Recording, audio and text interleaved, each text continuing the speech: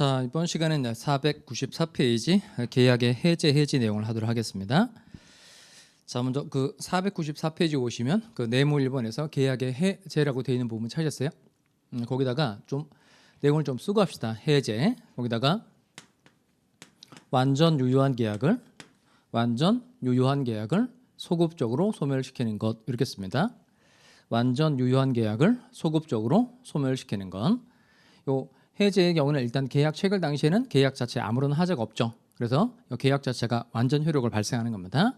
다만 이제 후발적인 사유로 예를 들어서 뭐 채무 불이행을 이유로 계약을 없앨 때 쓰는 단어가 이게 해제입니다. 그래서 해제는 이렇게 개념 정의하시면 돼요. 완전 유효한 계약을 소급적으로 소멸시키는 거.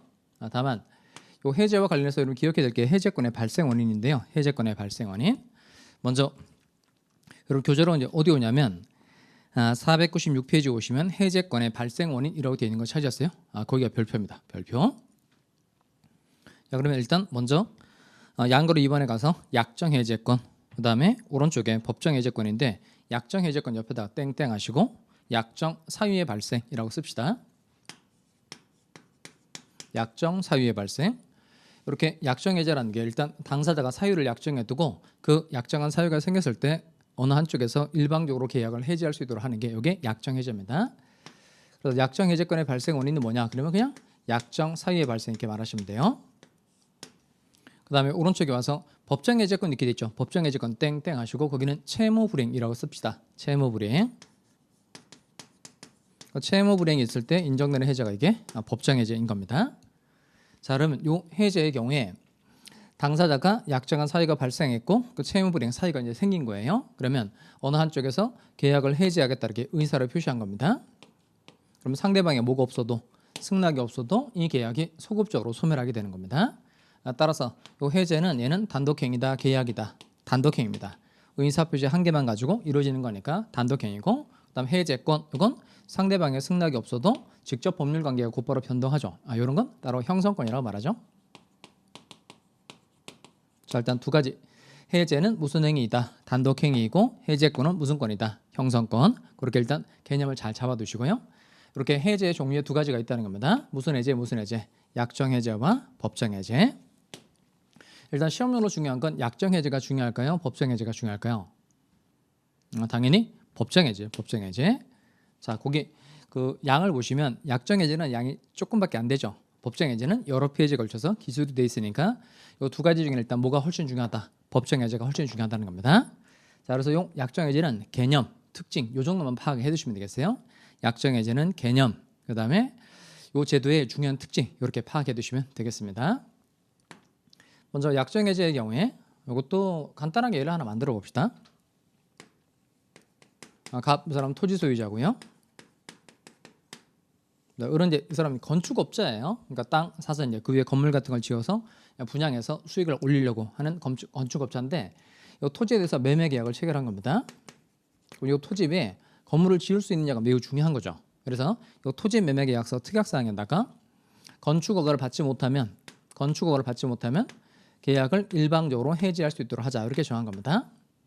그러니까 뭘 받지 못하면 건축허가를 받지 못하면 계약을 일방적으로 해지할 수 있도록 하자 이렇게 정한 겁니다. 일단 이렇게 사유를 정하는 거예요. 건축허가를 받지 못하면 일방적으로 계약을 해지할 수 있도록 하자 이렇게 정한 겁니다. 근데 실제 건축허가 신청을 해보니까 이제 허가 여부가 안 되는 거예요. 허가가 안 되는 겁니다. 그러면 요 을쪽에서 건축허가 받지 못하면 계약을 일방적으로 해지할 수 있도록 하자라고 정해서 허가가 이제 안 떨어진 겁니다. 을이 이제 계약을 해지를 한 거예요. 그러면 갑의 승낙 없어도 이 계약은 소급적으로 효력을 상실하게 된다는 겁니다.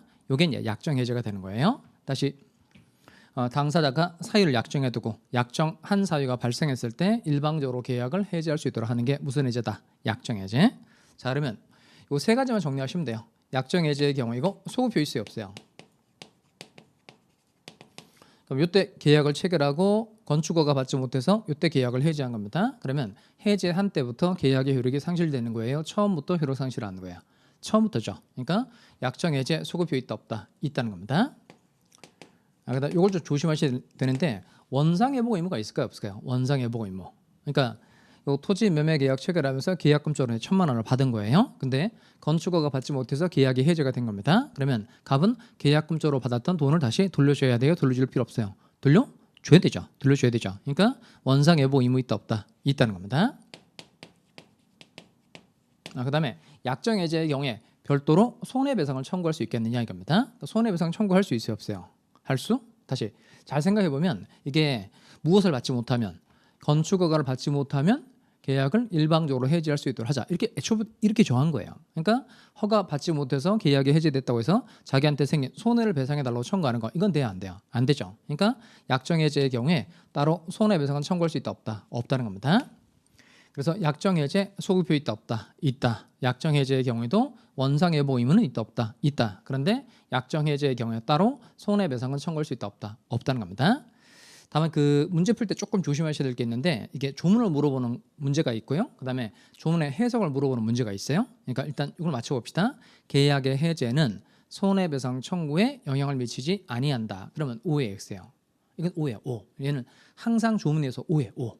다만 요 계약의 해제는 손해배상 청구에 영향을 미치지 아니한다 그랬으니까 계약을 해제하고 손해 있으면 손해배상을 청구할 수 있다는 뜻이에요. 그러니까 그런 뜻이 되려면 계약의 해제는 손해배상 청구에 영향을 미치지 아니한다 이렇게 돼야 된다는 겁니다. 근데 조문 자체가 그냥 계약의 해제 이렇게 되어 있지 이게 약정 해제만 말하느냐 법정 해제만 말하느냐 구해 규정하고 있지 않다는 겁니다. 그래서 그냥 조문 자체가 이제 출제가 되면 그냥 무조건 O인 거예요. 계약의 해제는 손해배상 청구에 영향을 미치지 아니한다. 그러면 OX O. 다만 손해배상을 청구할 수 있는 해제는 이렇게 물어본 거예요. 손해배상을 청구할 수 있는 해제는 세부적으로 약정 해제만 말하느냐, 법정 해제만 말하느냐, 아니면 둘 다 말하느냐 이렇게 얘는 이제 조문의 해석론이거든요. 그러니까 손해배상을 청구할 수 있는 해제는 이렇게 물어보면 아까 약정 해제의 경우에는 따로 손해배상을 청구할 수 있다 없다? 없죠. 그러니까 손해배상을 청구할 수 있는 해제는 이렇게 물어보면 걔는 무슨 해제만 말하는 거예요? 법정 해제만 말하는 겁니다. 자, 다시 이렇게 정리해 두시기 바라요. 약정 해제 소급표 있다 없다? 있다. 그다음에 약정 해제 원상 여부 의무 있다 없다? 있다. 다만 약정 해제의 경우에는 별도로 손해배상은 청구할 수 없다라는 겁니다. 그다음 법정 해제 가볼까요? 법정 해제는 이건 법정 해제권의 발생은 채무 불이행이에요. 그러니까 채무자가 채무를 불이행했을 때 법률 규정에 의해서 인정되는 해제가 이게 법정 해제입니다. 그러면 그 채무자의 채무 불이행 유형은 이제 크게 일단은 세 가지 있죠. 돈을 제때 안 주는 거, 이행지체. 그다음 이중매매가 같이 갑이 을과 1월 1일 날 매매계약 체결하고 3월 1일에 소유권 넘겨주기로 했는데 2월 1일에 병이라는 사람에게 팔고 소유권 넘겨를 확 넘겨줘 버렸다는 겁니다. 그러면 3월 1일이 와도 소유권 이전이 불가능하죠. 이건 이제 이행 자체가 불가능한 경우라서 이거 이행불능. 그다음 불완전 이행도 있어요. 불완전 이행. 조금 눈여겨봐야 될 건 어디냐면 요 이행 지체의 경우에는 이제 이행이 없는 겁니다. 이행이 늦어져서 이행이 없는 거고 이행 불능도 이행이 없는 거예요. 이행이 불가능해서 이행이 없는 겁니다. 그런데 불완전 이행은 이행이 있긴 있어요. 이행이 있긴 있는데 채무의 내용에 따라 완전한 이행이 아니다. 이게 불완전 이행인 겁니다. 다음은 요 이행 지체도 다시 두 가지로 나누어서요. 보통의 이행 지체라는 게 있고 그다음 정기행위 이행 지체 이렇게 두 가지로 나눠집니다. 근데 보통 이제 아무런 말 없이 이행지체 그러면 이거 보통의 이행지체를 말하는 거예요.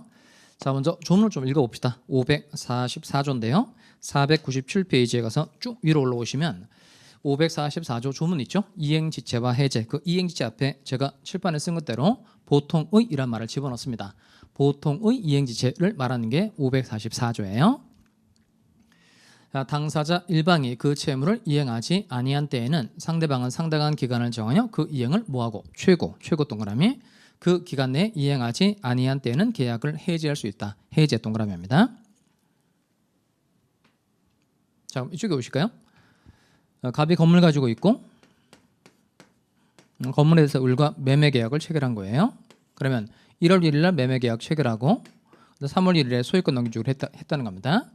3월 1일에 소유권 이전해주고 대금 지급하기로 정했어요. 그러면 3월 1일에 갑이 소유권 이전에 필요한 수를 주면서 을에게 대금 지급 청구를 한 겁니다. 근데 우리 3월 1일이 다 지나가도록 돈 안 주고 있다는 거예요. 이게 이제 이행지체 중에서 보통의 이행지체인 겁니다.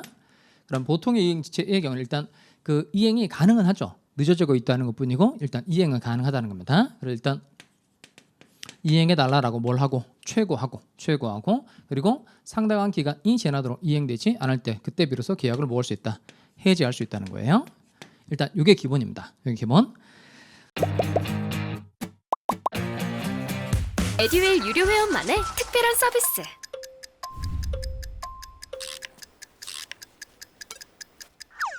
하치하차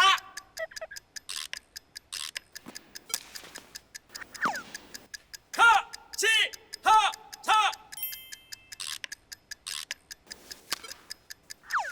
정답! 같이 하자 친구야 에듀윌 유료 회원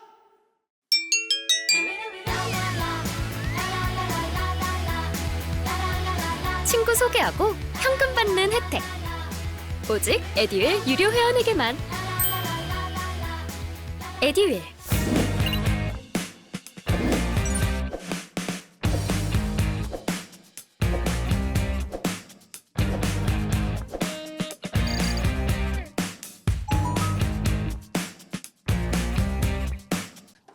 이행지체의 경우에 보통의 이행지체의 경우 일단 뭘 하고 최고를 하고 상당한 기간 내에 이행되지 않을 때 비로소 계약을 해지하는 게 이게 이제 원칙이라는 겁니다. 다만 단서를 볼까요? 단서. 그러나 채무자가 미리 이행하지 아니할 의사를 표시한 경우에는 최고를 요하지 아니한다. 거기 미리 동그라미 할까요? 미리. 자 그러면 요 대금 지급 날짜가 3월 1일인데 2월 1일에 을이라는 사람이 대금 지급하지 않겠다. 미리 이렇게 의사를 표시했다는 겁니다. 그러면 채무자가 미리 이행하지 않겠다라고 의사를 표시한 겁니다. 이때는 미리 이행하지 않겠다고 말을 한 거니까 뭐 최고를 할 필요가 있어요, 없어요? 없죠. 그러니까 미리 이행하지 아니할 의사를 표시한 경우에는 뭐 없이 최고 없이 곧바로 계약을 해지할 수 있다는 겁니다. 그러니까 보통의 이행지의 경우 일단 뭘 먼저 하고 최고. 그 최고는 확답을 촉구하는 겁니다. 빨리빨리 이행하라라고 촉구하는 걸 최고 이렇게 표현합니다. 그다음 상당한 기간이 지나도록 이행되지 않을 때 그때 비로소 계약을 뭐 할 수 있다. 해제. 그런데 채무자가 미리 이행하지 아니할 의사를 명백히 표시한 경우에는 뭐 없이 최고 없이 곧바로 계약을 해지할 수 있다는 겁니다. 자 그리고 이행불능 가볼까요? 이행불능. 그럼 여기도 다시 와서 건물 매매 계약 체결한 게 언제죠? 1월 1일. 그다음 소유권 이전 해주기로 정한 게 3월 1일입니다. 그런데 2월 1일에 갑이 이 건물을 병이라는 사람에게 팔고 병이라는 사람에게 소유권 이전 등기를 확 넘겨줘버린 거예요. 그러면 갑이 이중매매했다 이 말이죠. 이중매매. 그러면 이중매매는 원칙적으로 유효이다, 무효이다. 유효하죠. 유효. 왜냐하면 계약자의 원칙 때문에 갑이 을과 계약을 체결할 거냐, 병과 계약을 체결할 거냐 자체를 원칙적으로 자유롭게 결정할 수 있다는 겁니다. 그래서 이중매매는 원칙적으로 유효, 무효, 유효. 그러니까 유효하니까 누가 소유권 취득하는 거예요? 병이 소유권 취득하는 거죠. 그러면 3월 1일이 돼도 소유권 이전하는 거 가능하다, 불가능하다. 불가능하죠. 불가능. 이게 이행불능이라는 겁니다. 이행불능. 그러면 이행불능의 경우에 어차피 소유권 이전 자체가 불가능하게 된 거니까 을이 갚고 소유권 이전해 달라고 요 최고를 할 필요 있어요, 없어요? 없죠. 그러니까 뭐 없이 최고 없이 곧바로 계약을 해지할 수 있다는 겁니다.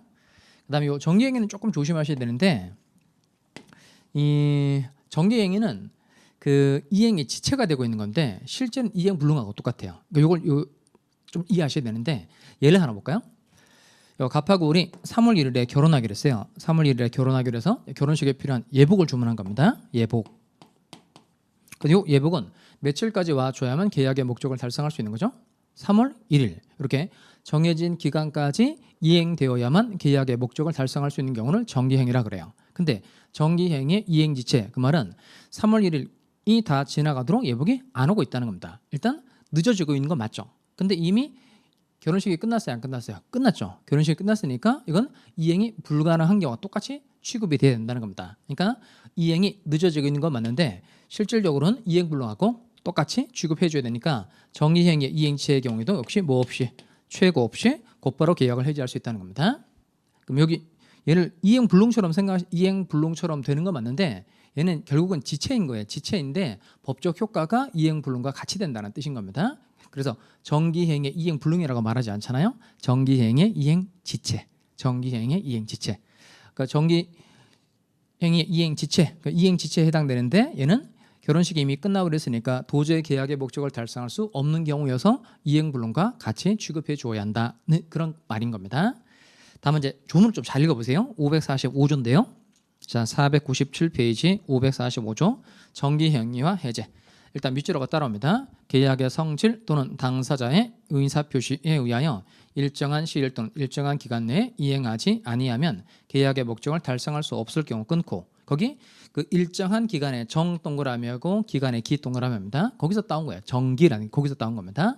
즉 정해진 기간 내에 이행되어야만 계약의 목적을 달성할 수 있는 경우를 정기행위라고 한다는 겁니다. 그런데 당사자 일방이 그 시기에 이행하지 아니한 때는, 그러니까 이행이 지체가 되고 있다는 거죠. 이게 정기행위의 이행지체인 겁니다. 그러면 상대방은 전주에 무엇을 하지 아니하고 최고를 하지 아니하고 계약을 해지할 수 있다는 겁니다. 그러니까 조심하실 게 있어요. 무엇을 요하지 아니하고 최고를 요하지 아니하고, 즉 뭐 없이 최고 없이 곧바로 계약 해지할 수 있다는 겁니다. 다만 중요한 게 있어요. 이때 그 정기행위 이행지체의 경우에 해제하겠다라는 의사표시 해야 돼요, 할 필요 없어요.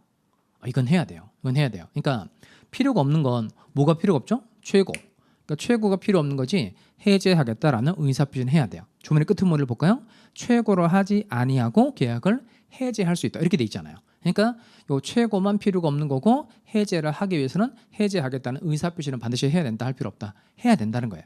그러니까 해제하겠다는 의사표시를 해야만 계약 해제 효과가 생기는 겁니다. 다시 정기행위의 이행지체의 경우에 필요가 없는 건 뭐만 필요 없다고요?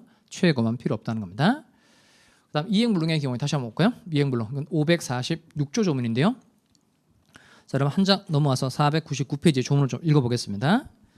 자, 먼저 546조 채무자의 책임 있는 사유로 이행이 불능하게 된 때에는 채권자는 계약을 해지할 수 있다. 그 채권자는 다음에 곧바로라는 말 써볼까요? 채권자는 최고 없이 곧바로, 최고 없이 곧바로. 자, 다시 아까 설명했던 이행불능 이중 매매 사례를 가봅시다. 이중 매매는 원칙적으로 유효, 그러니까 병이 소유권 취득하는 거예요. 그러면 3월 1일이 와도 소유권 이전이 불가능한 거니까 을은 갑과 매진 계약을 뭐 할 수 있다? 해제. 근데 이행 자체가 불가능한 거니까 뭐 없이, 최고 없이, 그리고 곧바로 계약 해지할 수 있다는 겁니다. 조금 조심하실 건 뭐냐면 이게 이행불능의 경우에 그 계약을 체결한 건 언제죠?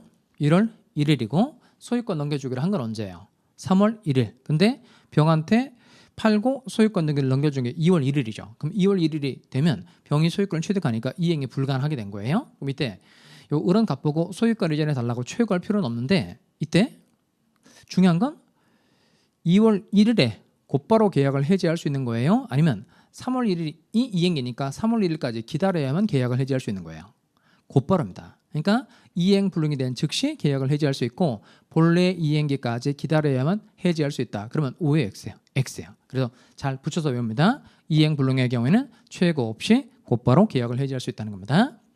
그다음에 이 불완전 이행은 사가 10상자 갖다 주세요라고 얘기했는데 8상자만 갖다 주고 2상자가 안 온 경우예요. 일단 이행이 있긴 있죠.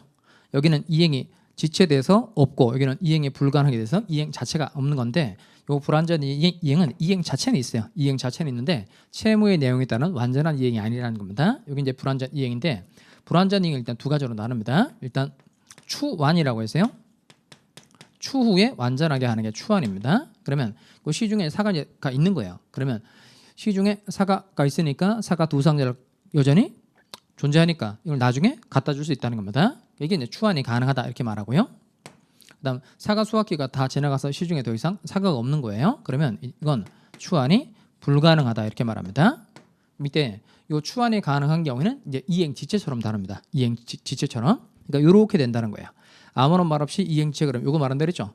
보통의 이행지체를 말하는 겁니다. 그러니까 뭘 하고 최고하고 계약을 해지하는 거예요. 즉 2상자를 갖다 달라라고 최고를 하고 상당한 기간이 지나도록 이행되지 않을 때 계약을 해지할 수 있다는 겁니다. 그다음에 추환이 불가능하다곤 이행 불능처럼 다릅니다. 이행 불능처럼 다르니까 그냥 뭐 없이 최고 없이 곧바로 계약을 해지할 수 있다는 거예요. 자, 그럼 다시 처음으로 하세요. 이렇게 채무 불이행을 원인으로 계약을 해지하는 게 무슨 해지라고요? 법정 해지. 그다음 채무자의 채무 불이행 유형은 3가지가 있는데 3가지 뭐 있다고요? 이행 지체, 이행 불능, 불완전 이행 3가지가 있다는 겁니다. 그러면 요 채무 불이행이 되려면 채무를 제대로 이행하지 않은 것에 대해서 채무자에게 고의과실이 있어야 한다, 없어야 된다. 중요합니다. 채무 불이행이 되기 위해서는 채무를 제대로 이행하지 않은 것에 대해서 채무자에게 고의나 과실이 있어야 한다, 없어야 된다. 있어야 돼요. 틀리면 안 됩니다. 여기 조문에 있단 말이에요. 어디 보냐면 다시 546조 조문을 다시 한번 보세요.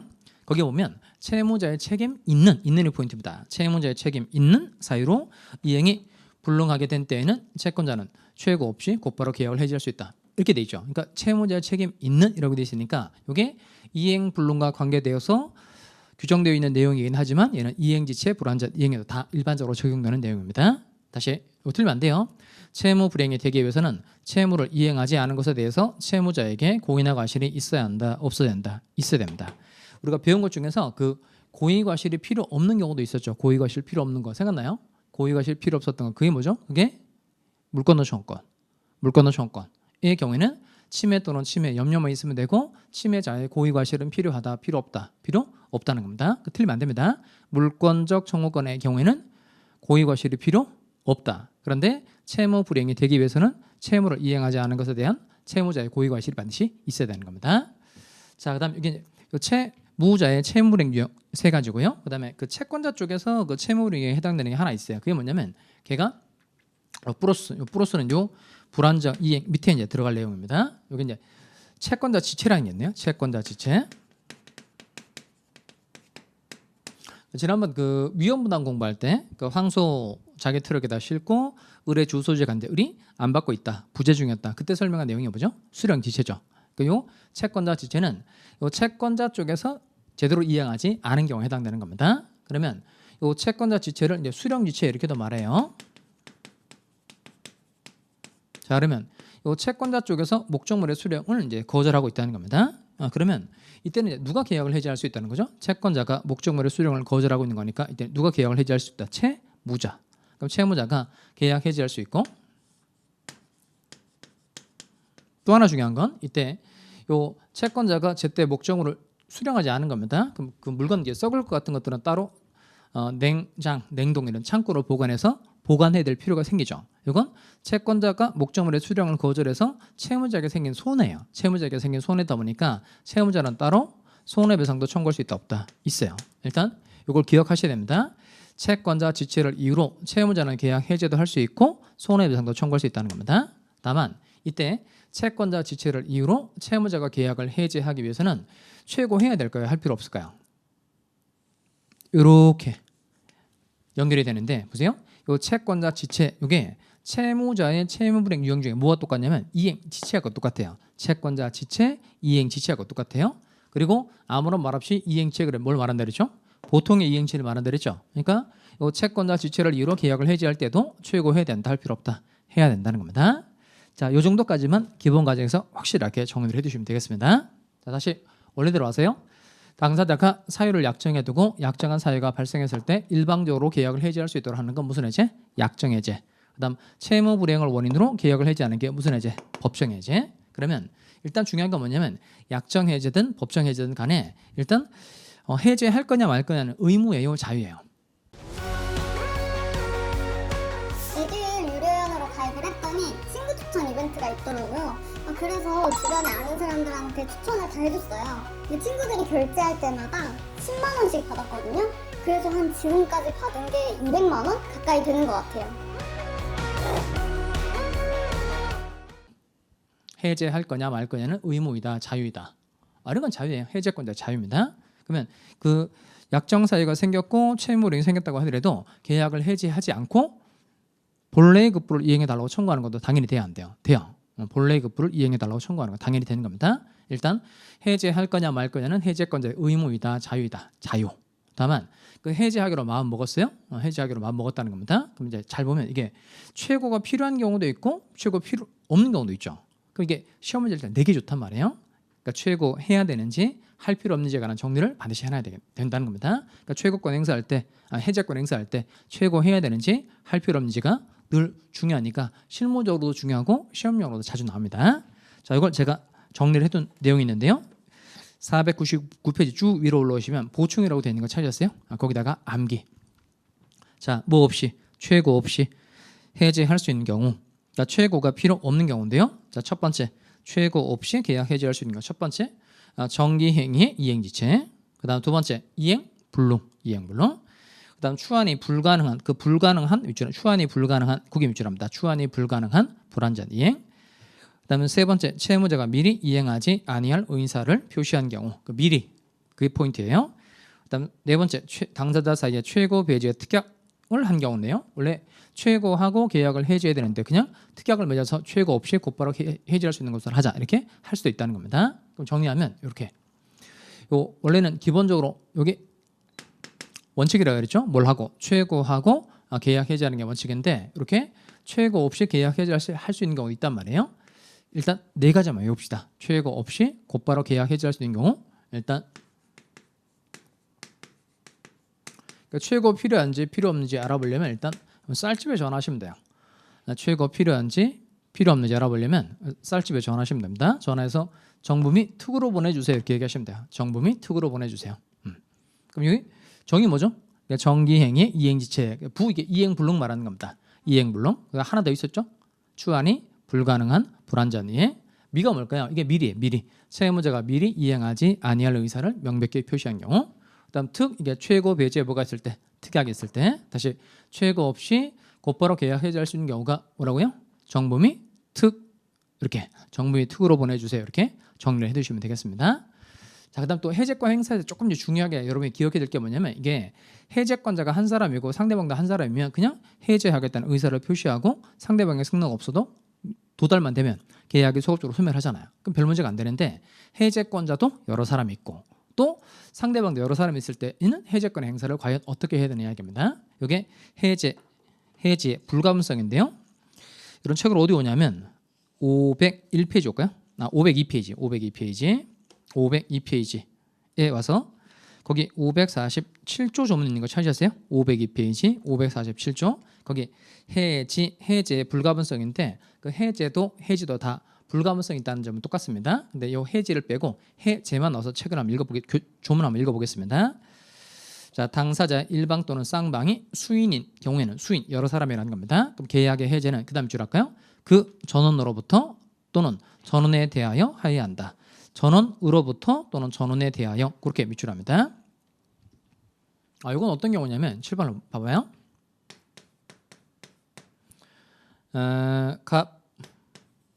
을 세 사람 할까요?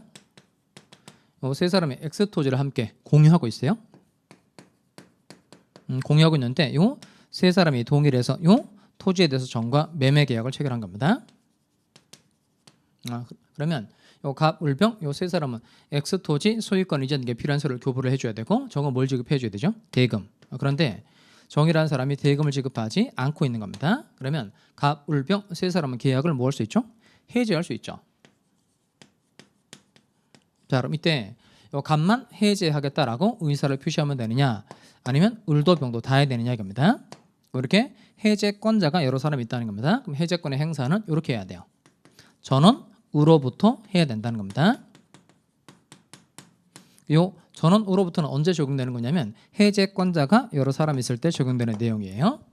이렇게 해제권자가 여러 사람이 있다. 그러면 해제권의 행사는 전원으로부터 해줘야 된다는 겁니다. 즉 해제권을 가지고 있는 모든 사람이 해제하겠다라는 의사를 표시해야 된다는 겁니다. 자, 그다음에 이번에는 요 사람은 이제 소유권 이전 등에 필요한 서를 줬고 을도 소유권 이전 등에 필요한 서를 줬어요. 그런데 병이라는 사람만 소유권 이전 등에 필요한 서를 안 주고 있는 겁니다. 그러면 이번에 이제 정이라는 사람이 계약을 해지할 수 있죠. 해제. 근데 문제는 뭐냐면 지금 세 사람 중에서 갑하고 을은 채무를 이행을 했고 병만 채무를 불이행하고 있다는 겁니다. 그러면 계약을 해지할 때 채무를 불이행하고 있는 병에게만 계약을 해지하겠다라고 하면 계약의 효력이 상실되느냐 아니면 갑에게도 하고 을에게도 다 해야 되느냐 이겁니다. 병에게만 하면 돼요? 다 해야 돼요? 다 해야 돼요. 이렇게 해제권자의 상대방이 여러 사람이 있다. 그러면 해제권의 행사는 전원에 대하여 해줘야 된다는 겁니다. 이 전원에 대하여는 해제권자의 상대방이 여러 사람이 있을 때 적용되는 내용입니다. 여기 이제 한 조건에 붙어 있다는 거예요. 이렇게 당사자의 일방 또는 쌍방이 수인인 때 해제권의 행사는 전원으로부터 전원에 대하여 하여야 한다. 이렇게 되어 있다는 겁니다. 그럼 결국 해제권의 행사는 모든 사람이 다 해야 되고 모든 사람에 대해서 다 이루어져야 되니까 해제권의 행사는 결국 나눌 수 있다는 거예요? 없다는 거예요? 나눌 수 있다 없다? 없다는 겁니다. 이게 행사상의 불가분성입니다. 행사상의 불가분성. 자, 그리고 또 봐야 될 부분은 뭐냐면 갑, 을병 세 사람이 해제권을 함께 가지고 있는데 갑이라는 사람이 자신이 가지고 있는 해제권을 포기했어요. 또는 제척기간이 경과돼서 갑의 해제권이 소멸했다는 겁니다. 그러면 해제권자가 여러 사람이 있는데 1인의 해제권이 소멸했다는 겁니다. 그러면 다른 해제권자 해제권도 같이 소멸한다. 그대로 존속한다. 같이 소멸한다는 겁니다. 그러니까 한 사람의 해제권이 소멸하면 다른 사람의 해제권도 같이 소멸하는 겁니다. 결국 소멸도 나눌 수 있다는 거예요? 없다는 거예요? 없다는 거죠. 그게 이 항이 소멸상의 불가분성입니다. 제가 읽어보겠어요. 전항의 경우에 이건 당사자의 일방 또는 쌍방이 수인인 경우에 이런 말이에요. 그다음 해제의 권리가 당사자 1인에 대하여 소멸한 때에는 다른 당사자에 대하여도 소멸한다. 여기는 소멸 이렇게 동그라미 합니다. 1인에 대해서 소멸한 때에는 다른 당사자에 대해서도 소멸한다는 겁니다. 결국 정리를 하면 행사도 나눌 수 없고 소멸도 나눌 수 없다는 겁니다. 이걸 해제의 뭐라고 표현한다고요? 불가분성. 해제의 불가분성. 이 조문 자체를 잘 정리를 해주시기 바랍니다.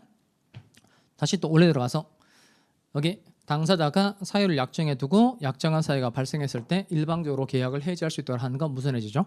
약정해제. 그다음 채무불이행이 있을 때 채무불이행을 원인으로 계약을 해지하는 건 무슨 해제? 법정해제라고 한다는 겁니다. 그러면 해제할 거냐 말 거냐는 의무이다 자유이다. 자유. 그다음에 해제하겠다라고 마음 먹었어요? 그럼 이제 해제 의사를 표시하면 되고 이게 상대방이 있는 경우다 없는 경우다 있는 경우죠. 상대방이 있는 경우니까 해제 의사 표시가 상대방에게 뭐하면 도달하면 이 계약이 소급적으로 소멸하게 된다는 겁니다. 그래서 상대방에게 해제 의사 표시가 도달되고 난 다음에는 함부로 철회하면 돼요, 안 돼요? 안 되죠. 도달하고 난 이후에는 처리할 수 있다 없다? 없다는 겁니다. 자, 그다음에 해제 효과 쪽에 가볼까요? 503페이지 봅시다. 503페이지 오면 그 네모 4번 해제의 효과인데요. 해제 효과 별표. 해제 효과 별표. 자, 이건 그 사례 가지고 전반적으로 다 설명할 테니까 제가 그림을 그릴 동안에 여러분 거기 548조 그다음에 551조 이렇게만 읽어보세요. 548조하고 551조만 지금 눈으로 쭉 읽어보시기 바랍니다. 저를 쳐다보지 마시고 읽으세요. 조문을 읽고 내용을 정리하는 게 훨씬 좋아요.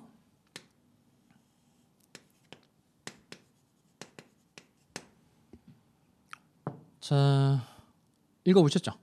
읽어보셨으면 칠판 오시기 바랍니다.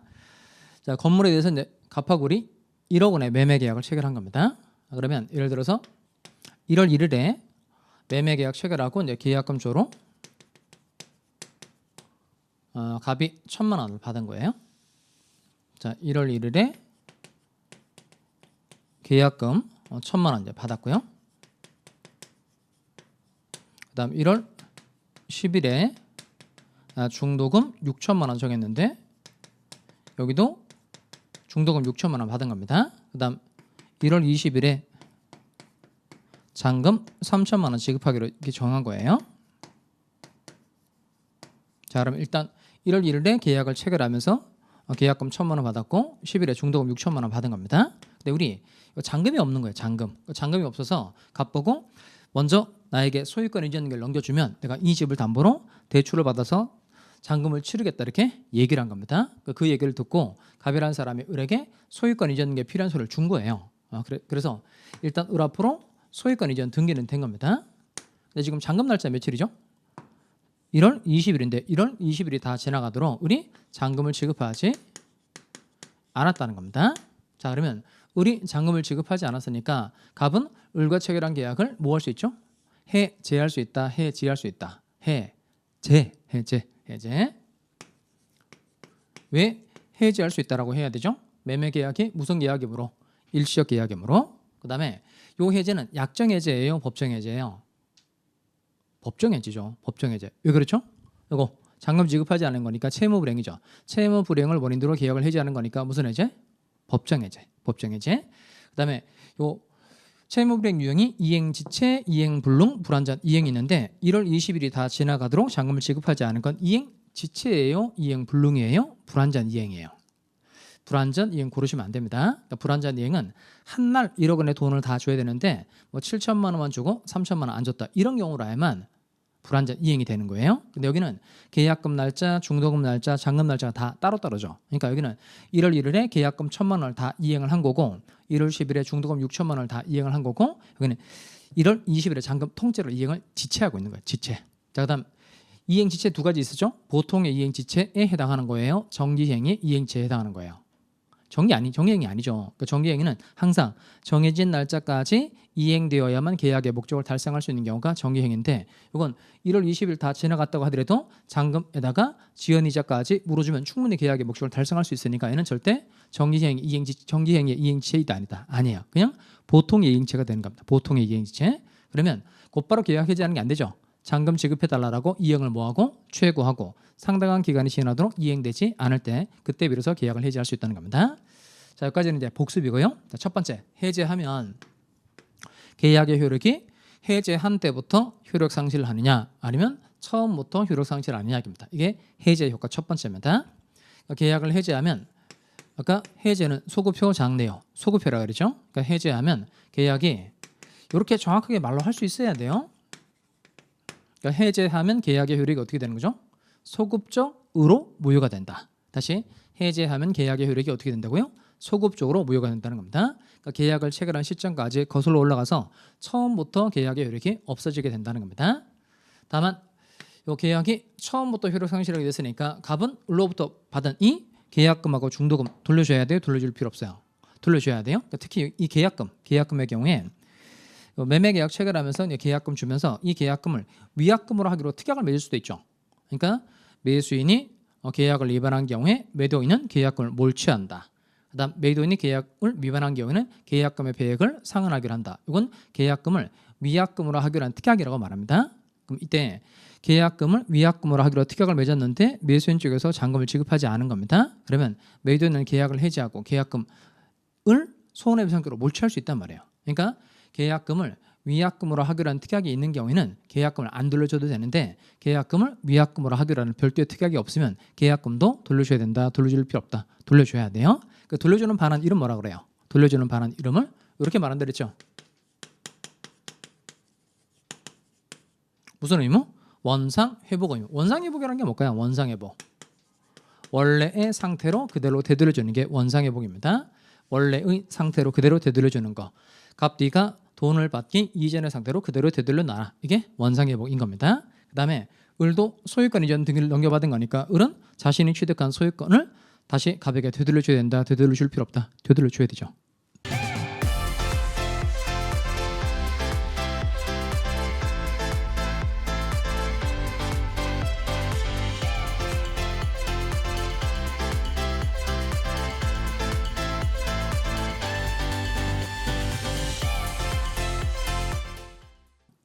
자, 그러면 이 되돌려주는 것도 무슨 의무라고 표현하는 거예요?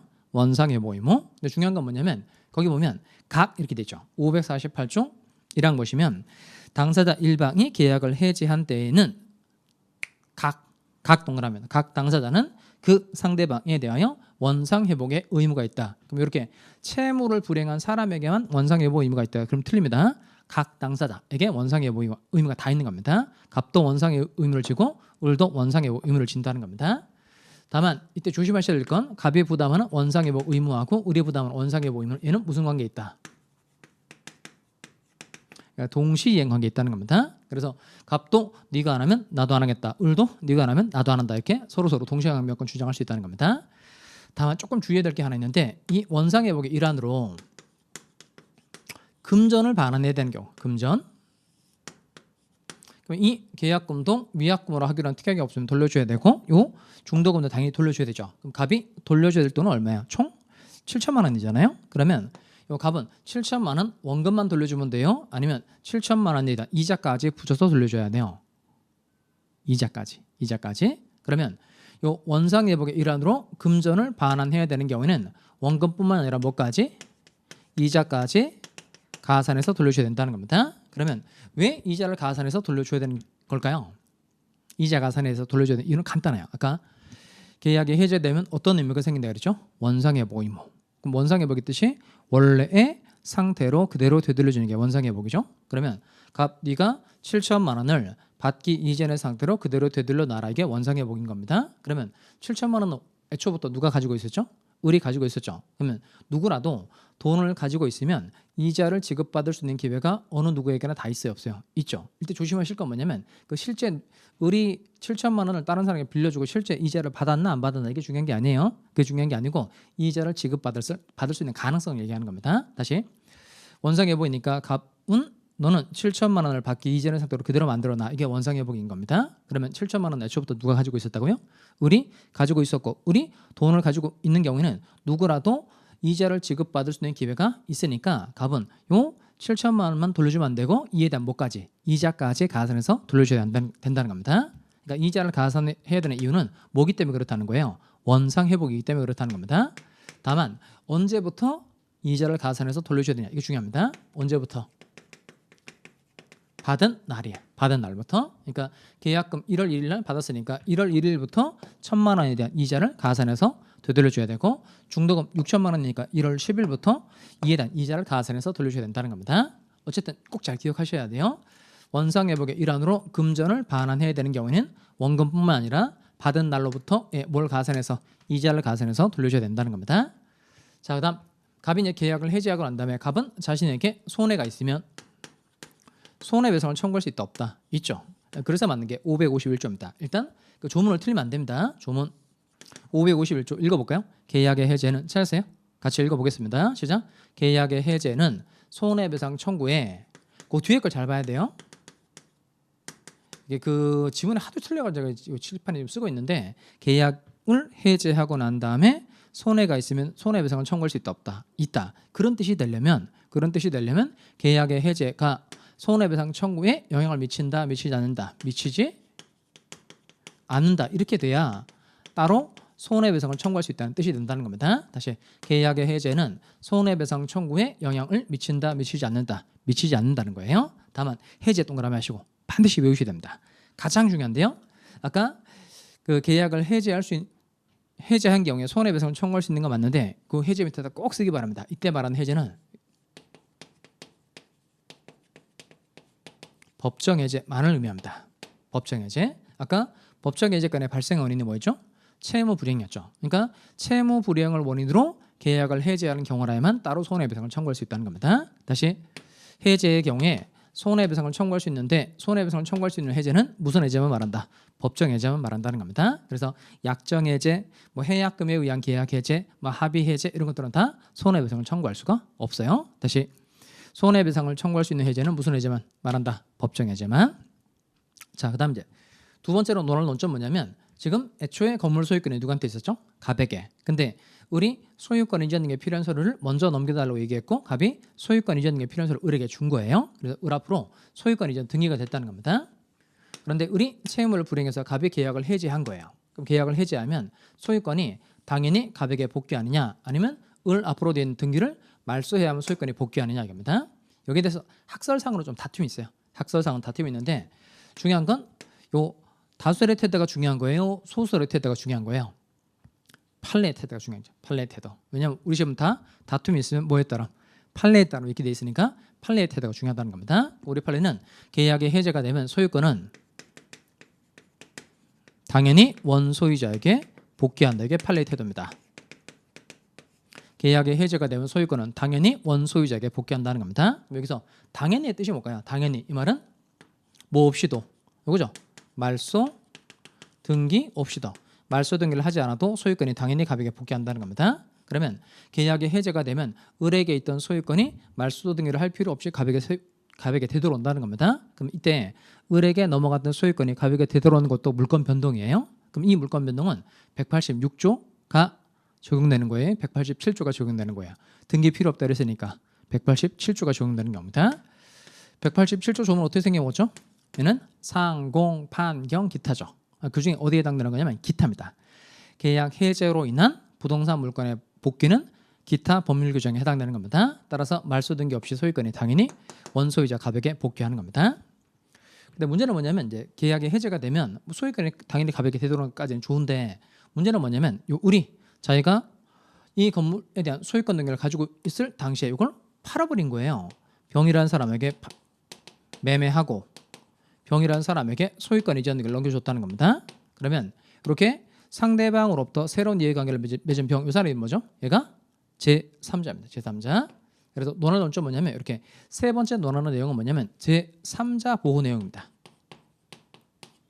자, 세 번째 제3자는 과연 어느 경우에 보호가 되느냐 이겁니다. 그러면 이때 요 을이라는 사람이 병이라는 사람에게 목적물을 되팔고 소유권 이전 등기를 넘겨준 겁니다. 그럼 이때 병은 선인 경우에 한해 보호돼요? 아니면 선의하게 불문하고 보호돼요? 선인 경우에 한해 보호된다. 그러면 골로 가는 겁니다. 또 선의하게 불문하고 보호된다. 얘도 골로 가는 거예요. 나눠봐야 됩니다. 나눠봐야 돼요. 그 나누는 기준을 잘 기억하시기 바랍니다. 그러면 같은 나누는 기준이 중요하다. 나누는 기준. 자꾸 골로 간다고 해가지고 너무 신경 쓰지 마세요. 지금 계속 골라가면서 이제 수업 받고 있잖아요. 너무 크게 마음 상처받지 마시고 나눠봐야 한다는 부분이 포인트라는 거예요. 나눠봐야 한다. 이거 왜 그러냐면 그 자꾸 선인 경우에 한해 보인다 이렇게 자꾸 찍게 돼 있어요. 왜냐하면 그 옛날에 배웠던 것 때문에 그래요. 비진이 표시 공부할 때 비유, 무선, 통정의 표시할 때 통정, 무선, 차고, 내중착, 중무선, 그다음 사기강박, 사강, 취사 벌써 까먹은 거 아니죠? 그때 비진의 표시, 통정의 표시, 차고, 사기강박의 경우에는 다 어느 경우면 보호가 되죠? 선의. 근데 지금 하고 있는 건 계약 해제, 계약 해제 잘 보셔야 됩니다. 그러면 이때 요 병이라는 사람이 어느 시점에 을과 이해관계를 맺었느냐 이게 포인트입니다. 그러면 요 을이 채무를 불이행했다고 하더라도 채무 불이행했다고 하더라도 갑이 계약을 해제하기 전에 샀느냐 계약 해제하고 난 후에 샀냐 이게 아주 중요한 갈림길이에요. 그러니까 먼저 첫 번째 갑이 계약을 해제하기 전에 병이 을과 계약을 체결하고 소유권 이전 등기를 경료받은 겁니다. 그럼 이 경우에는 선의하기 불문하고 보호됩니다. 즉 을의 채무 불이행 사실을 모르고 계약을 체결한 사람이든 알고 계약을 체결한 사람이든 다 소유권을 취득한다는 겁니다. 그다음에 이제 두 번째인데요. 을의 채무 불이행 원인으로 갑이 계약을 해제한 겁니다. 계약을 해제했어요. 그럼 계약을 해제하면 소유권이 당연히 원소유자 갑에게 복귀하죠. 다만 이때 판례에 따르면 그 소유권이 당연히 갑에게 복귀하는 건 맞는데 아직 등기부상에 소유자로 기록되어 있는 사람 누구예요? 그러니까 을이 소유자로 기록되어 있는 건 맞는데 소유권은 이미 갑에게 되돌아갔으니까 을에게 소유권이라는 권리 자체는 있어요? 없어요? 없어요. 소유권이 갑에게 갔으니까. 근데 아직 말소 등기를 하지 않으면 여전히 을이 등기부상의 소유자인 것처럼 보이죠. 그럼 이때 을에게 소유권이 있나 보다라고 믿고 거래한 병은 일정한 범위 내에서는 보호를 해줄 필요가 있다 없다? 있어요. 그래서 그 두 번째 기준이 중요한 건 뭐냐면 갑이 해제하겠다라고 의사를 표시했는데 만약에 을의 소유권 등기를 주말이라고 해서 이렇게 말소 등기를 다 돼 있는 거예요. 그러면 말소 등기까지 다 됐으니까 이때는 병을 특별히 보호를 해줄 필요가 있어요? 없어요. 그러니까 말소 등기까지 다 되고 난 다음에는 선의하게 불문하고 무조건 보호를 할 필요가 없는데 요 을의 등기를 말소하기 전이에요. 말소 등기를 하기 전이라는 겁니다. 그러면 병의 입장에서 봤을 때 누구의 입장? 병의 입장에서 봤을 땐 을에게 소유권 있는 것으로 보인다는 겁니다. 그러니까 을에게 소유권 있는 것으로 믿고 거래한 병은 일정한 범위 내에선 보호를 해줄 필요 있다 없다? 있어요. 대신 이 경우에는 악의인 경우는 보호를 하지 않고 선의만 보호를 해준다는 겁니다. 즉 해제 사실을 모르고 해제했다는 사실을 모르고 계약을 체결한 병은 보호를 해준다는 겁니다. 그래서 이 두 가지를 늘 나눠서 외우셔야 됩니다. 그러니까 계약 해제의 경우에 첫 번째 해제 전이면 선의악이 불문하고 보호된다. 다시 해제 전이면 선의악이 불문하고 보호된다. 두 번째 해제 후 말소 등기 전이면 선의만 보호된다는 겁니다. 다시 우리 지금 하고 있는 게 계약 해제예요. 계약 해제에 있어서 제3자 보호 내용을 하고 있는 겁니다. 자, 첫 번째 내용 뭐라고요?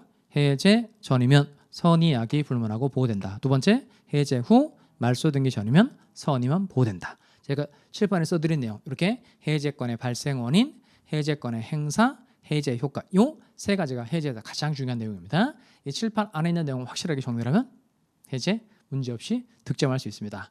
잘 정리해 주시기 바랍니다. 자, 여기까지 해주시고요. 좀 쉬었다가 매매계약 보도록 하겠습니다.